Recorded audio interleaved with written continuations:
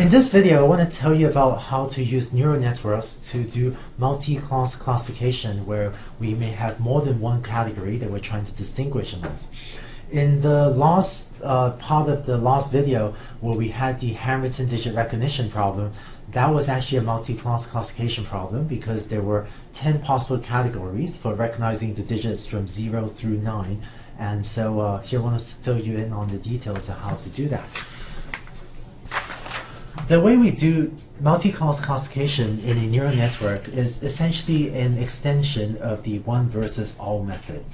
So let's say that we have a computer vision example where instead of just trying to recognize cars, as in the original example that I started off with, but let's say that we're trying to recognize 4 categories of objects. So given an image, we want to decide if it's a pedestrian, a car, a motorcycle, or a truck. If that's the case, what we would do is we would build a neural network with 4 output units so that our neural network now outputs a vector of 4 numbers. So the output now is actually going to be a vector of 4 numbers. And what we're going to try to do is get the first output unit to classify is the image a pedestrian, yes or no. The second unit to classify is the image a car, yes or no. This unit to classify is the image a motorcycle, yes or no, and this to classify is the image a truck, yes or no. And thus, when the image is of a pedestrian, we would ideally want the network to output 1000. When there's a car, we want it to output 0100. When there's a motorcycle, we get it to, or rather we want it to output 0010, and so on. So this is just like the one versus all method that we talked about when we were describing logistic regression. And here we have essentially 4 logistic regression classifiers, each of which is trying to recognize one of the 4 classes that we want to distinguish amongst. So rearranging the slide a bit, here's our neural network with 4 output units, and those are what we want h of x to be when we have the different images.